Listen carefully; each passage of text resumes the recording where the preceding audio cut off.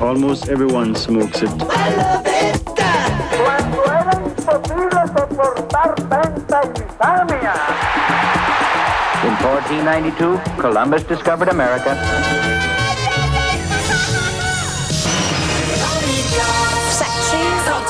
Veronica goes Caribbean.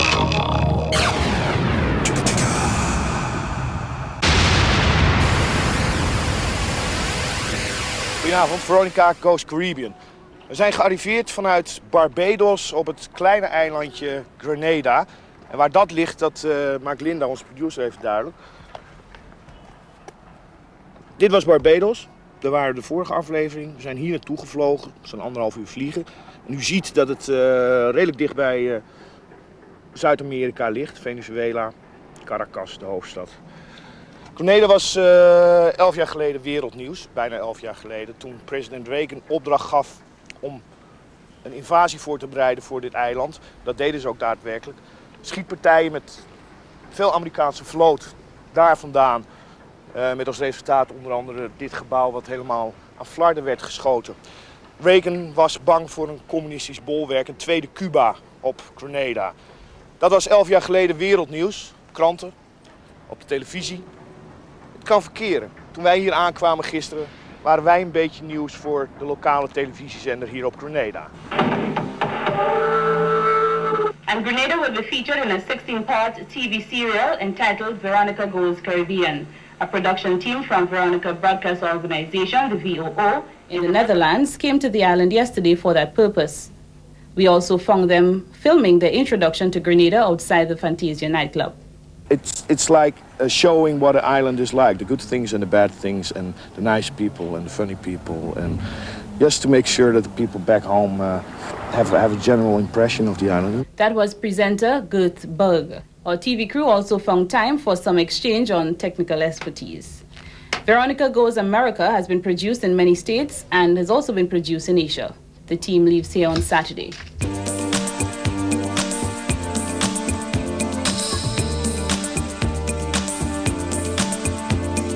This is not America. Sha-la-la-la-la. Little piece of you,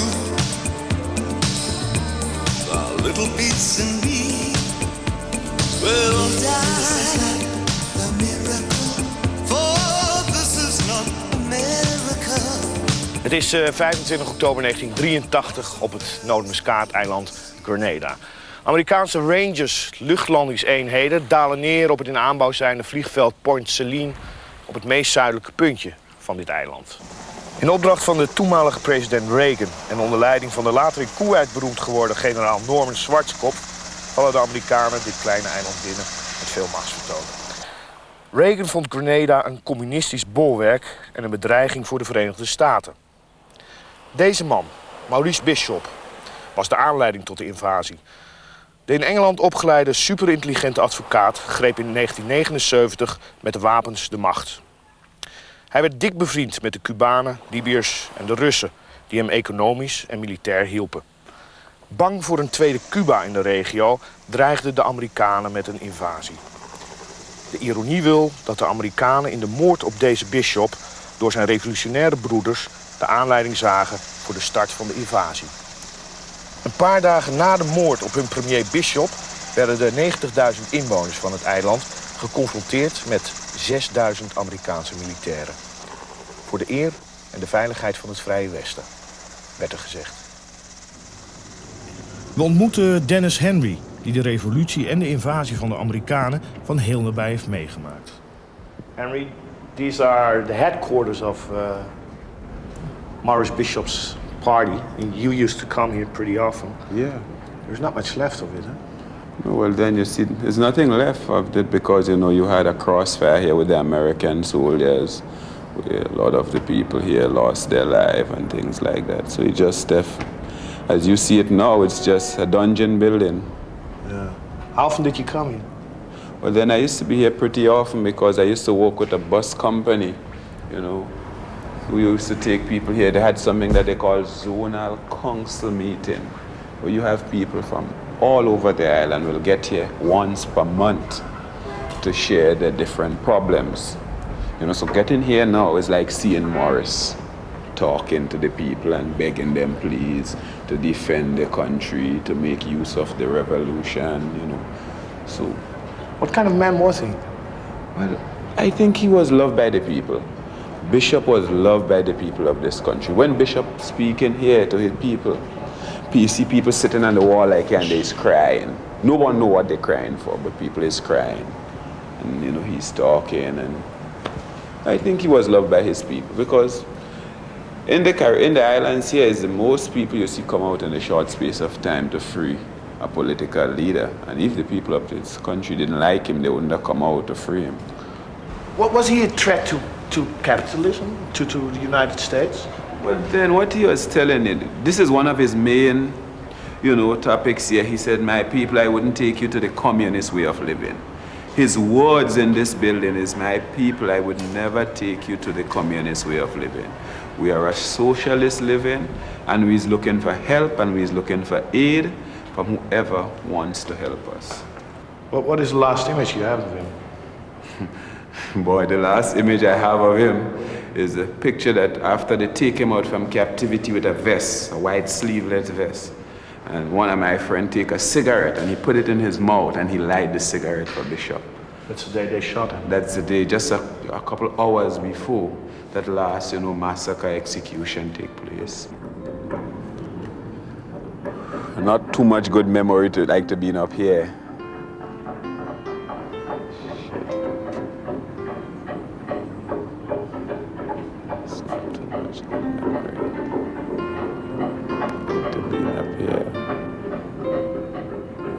Dit is het huis van de 80-jarige moeder van Maurice Bishop. In 1974 verloor ze haar man tijdens politieke ongeregeldheden. In 1983 haar zoon. Je zou kunnen zeggen dat dat de hoogste prijs is die een moeder kan betalen voor de politiek. Ik geloof dat ze thuis is. We hebben niet gebeld. Maar ik ga even kijken.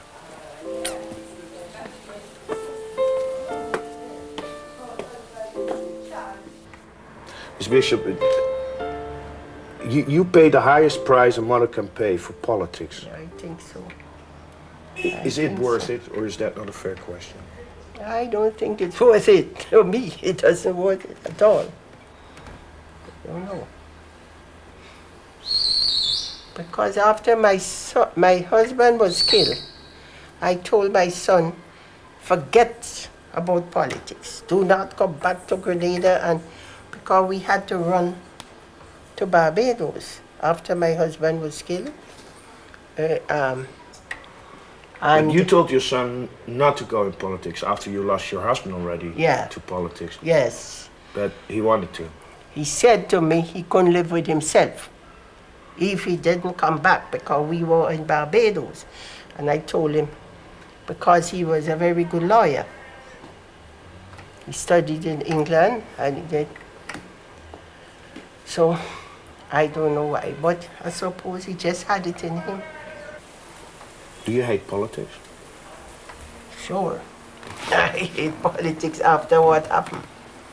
And I have a granddaughter there. That's my son's daughter. She did political science and she's doing law now. And I hope she would not get into this thing. She's in California now. She's the daughter of Maurice. Because lots of people saying they hope she would take her father's place. But I wouldn't like that. Grenada, we were told, was a friendly island paradise for tourism. Well, it wasn't. It was a Soviet-Cuban colony being readied as a major military bastion to export terror and undermine democracy. They had little intelligence information about conditions on the island. We had to assume that several hundred Cubans working on the airport could be military reserves. We got there just in time. God bless America. So, Henry, this is the field where the Cuban laborers who were working on the airport used to live, huh? Yeah, there were like 62 houses where they were living. What they do, yeah, they had these 62 cottages, which was holiday cottages on both sides. So you had a walkway in the middle. And this is where all these Cuban construction workers, they used to live into these cottages here. What happened to the cottage? But then when the American come in, you must remember this University School of Medicine is close on the beach, which is on the right-hand side. And there were a lot of American students. Yeah, you have a lot of American students on the right-hand side. So when the American coming in the island, they use that and say they're coming to rescue their students. So they evacuated the student by sea from the building, and then they used the helicopter and bomb all these cottages. Their reason for the invasion was that they said that Grenada was becoming a second Cuba, a communist place. Was it like that, in your opinion? Not in my opinion. I think the Cubans were very good help to us because we hadn't an airport before. We had a little place in Pearls, and we were hardly having tourists. So from the time the PRG got in, at least, my son and others decided they would make an airport in Grenada. An airport was important to Grenada. Very important. To open it up to the world. Very important. So this is a Cuban plane, Henry. It's a passenger's plane, huh? Yes, as you see, this is one of the Cuban planes who the Grenada government had bought at the time of the revolution. It used to be running passengers through the islands. I don't see any bullet holes or... Well, it's not a plane that was in anything in a crossfire, you know. It's a plane that was on the ground at the morning of the revolution. And then, you know, the Americans keep it on the island here and they destroy it like it is. Not with bullets, you know, but destroy the main things that it can't get to move. Because it's a plane that Grenada government, the people of Grenada is still paying for it. They're still paying for it? Yes. How do you mean? They had a loan. They had a loan from the World Bank to buy that aircraft. And soon after they buy, this is when the American invasion come into the island. And the plane is one of what get destroyed here. So the money is the people of Grenada is still paying for that aircraft. The Americans didn't compensate them? For nothing. Not only the aircraft, for nothing else that get destroyed, they can get compensation for it. En nu doen Amerikaanse soldaten min of meer hetzelfde als destijds de Cubanen. What we're doing is, as part of exercise-related construction, we're working with the Royal Grenadian Coast Guard and building them some facilities at their True Blue Coast Guard station. We're also working with the island authorities in refurbishing the National Disaster Relief Center up in St. George's. We're refurbishing a building they're going to use as their relief center in case... You are soldiers, huh? Yes, we are soldiers. And we're doing exercise-related construction outside of the United States. Toen de Amerikanen hier waren binnengevallen, zijn veel van de soldaten van het eiland hier naar dit oude fort toegevlucht. Dat fort werd op dat moment ook gebruikt als psychiatrische inrichting. En de Amerikanen bombardeerden het toen ze begrepen dat de soldaten voor een deel hier naartoe getrokken waren. Laten we gaan kijken. Wat kan, hè? These are the tunnels where people were hiding for the bombardments. Yeah, well, you see with all... Mag ik een beetje lichter bij, Martin? Yeah, well, you see with when all this bombardment and all these days of excitement, this is where you have some of the inmates had, you know, hidden themselves. Because then most of them have been mental and, you know, all the bombardment, so this is where It must have been scary for these people. Eh? They were retarded and there were bombardments everywhere. They were in the tunnels. I mean, they probably didn't have a clue what was happening. Yeah, and I mean, you must understand, it's the first time we had something like that in a little island like Grenada. You know, you're hearing all these machine guns and helicopter, you know, these people is mentally deranged, so you must know it's a trip for them to be in here. But where they was here, there is in the second floor of the tunnel, so... But on the other hand, the Americans probably thought that there were soldiers here as well. That's why they did it, I think. Well, I don't know, because it could be the whole complex of the fort, but what they're saying that someone of the soldier had put a flag on the building and no one know how true it is. This is what the American put out, you know, and said, you know, it's a mistake because they had a flag into the building, but it's so sad to see a lot of people. It's like everybody in Grenada lost a relative here. Because you must remember, Grenada is a big family of people. We've been looking for his grave, and we've been told that nobody knows where his body is. That's what was seen. They said his body was burnt in a place called Calivini Camp. When they shot so many people on the hill, I heard they took what it is, the rescue Coast Guard. They said brought bodies back to this place, to this Califini. Maybe they will show you the place at Califini, point where they said the body was burnt. But I don't know. I've never seen any part of it again.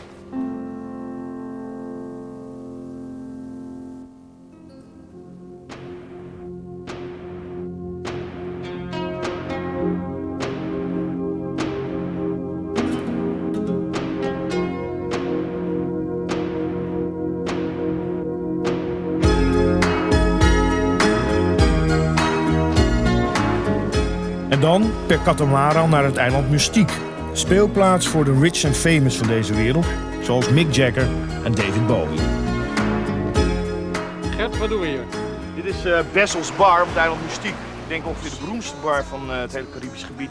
Als het hier vrijdagmiddag 4 uur is, ligt die hele baai vol met zeilboten. Dan is het hier happy hour. En Russell is onze piloot, die vliegt ons ook terug naar Grenada.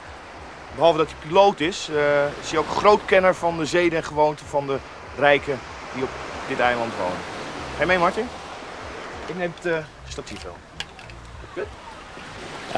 People who come here, they come because they have heard of maybe Princess Margaret's house. So we tend to get a lot of European visitors doing this tour. It's not only Princess Margaret, huh? Oh, not at all. I mean, Mick Jagger lives here, or at least has a home here, so does David Bowie. And so, but Princess Margaret is the one that draws most of the, I'd say, the British crowd here. If you have a lot of money and you want to stay in one of those houses, that's possible. Certainly, and you can stay here from as low as $3,500 for 1 week up to $17,000.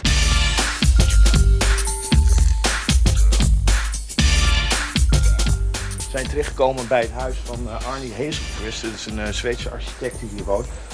En de huizen voor Mick Jagger heeft ontworpen, David Bowie, zijn uitgenodigd als het goed is. Oh, zie je hier. Hey, how are you doing? Fine and very welcome to Shogun.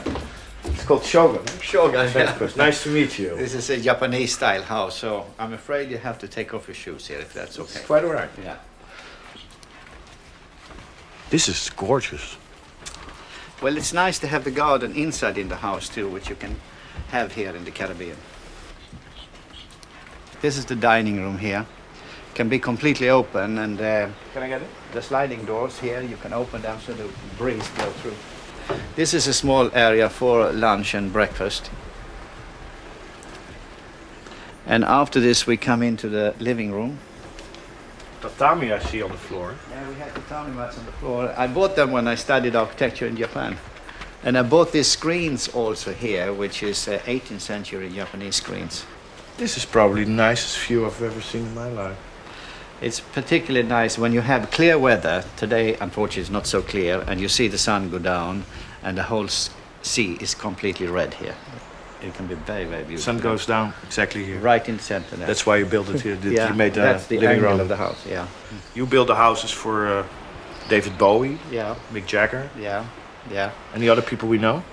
Well, a mixture of people you probably don't know them, industrialists and various people from all over the world. We have now 22 nationalities here in Mystique, so it's a mixture of people from all over the world. But David Bowie and Mick Jagger came over here, saw your house, and asked you to do the same for them. Yeah, exactly. David Bowie's house is my neighbor here on the side. And I own the lot over there, and he liked the design that I've done over there, so that's why he built it. Okay, now we come out to our terrace and our master bedroom wing. Please. Yeah. It's nice because here you can close the sliding doors like this here. And then, or if you close this one here, and you get privacy. Or at night, if you want to, you close this one and they become like a lantern. This is Japanese rice paper, I think. That's huh? Japanese rice paper, yeah. Yeah. And they're all made here, you know, so we had a good crew of carpenters making things like that. And then here is our terrace. We sit here looking at stars at night if you can't sleep. Or look at the sunset. So here in the morning I sit, have a cup of coffee and look at the world news. Watch CNN probably? Watching the world news, yeah, CNN, and see what trouble is going on in the world. Then I close it. Thank God I live here in Mystique. This is our bedroom here, and here it shows again how the wind blows through the room. And no airco necessary. No, it's not necessary. And what is so good with the Japanese style, I will show it now. So if it is now, for example, very strong wind, you close this one here, and if it blows more stronger, you couldn't fold it up now. Then you fold this one up here. I think it got stuck or they got locked, you know. No, that's just the lock. This one goes up like so, and you can put it at different angles, in different heights. And probably in the morning you got a really nice light through the paper. Huh? Yeah. Or you have also the other sliding door here, if you want it dark. This has the mosquito netting here, so no insects fly in. So this is... This is a small little room we use when we want to listen to music or look at a film or something like that. And we can close these windows and put an air conditioner here, so it's a little cooler. The rest of the house you don't need any airco, I think. Huh? No, we don't have air conditioner, not in the bedrooms and not in the living room. But since we live here all year round, it's quite good in the rainy season when it can be high humidity and very hot here to have a room like this where you can close yourself in. I have the idea that I know this lady. Oh yeah, that's Princess Margaret. I built a house for her, so I got a picture of her as a present. She was one of the first, let's say, rich and famous people that came over to the island. Huh? Yeah, you know, the island belonged then to Colin Tennant. He's now Lord Glenconner, and he was a friend of Princess Margaret. And he gave this piece of land and a house here as a wedding gift to her. So when he started the development here, which was 1969, he then said to her, well, I start to build houses in Maastricht now, do you want your gift? So I got the job to build a house for her. This is the children's bedroom here, goes through a little garden. How much money do I have to borrow from my father if I would wish a house like this? Well, I mean, a house like this might be quite expensive, but you get a very nice lot here and a nice house here for about $1 million to $1.5 million. But you won't sell us for that price? No, not this house here, you know. Oh. Met het privévliegtuig op weg naar onze laatste zonsondergang op Grenada. We vertrekken vanaf Grenada met pijn in het hart vanaf dit hele mooie eiland. En gaan op weg naar Trinidad voor de volgende uitzending van Veronica Goes Caribbean. Dat is toevallig mijn verjaardag en ik mag het vieren tussen de Calypso in. Top? Graag tot dan. Dat klopt. In de volgende aflevering van Veronica Goes Caribbean neemt Gert een kijkje op het Calypso Festival in Trinidad. Ook brengt hij een bezoek aan een steelband voor gehandicapten en heeft een ontmoeting met de markante Nederlandse monnik. En Anita Witsier bericht vanuit Cuba uit een centrum voor slachtoffers van de Tsjernobylramp. Dit alles in de volgende aflevering van Veronica Goes Caribbean.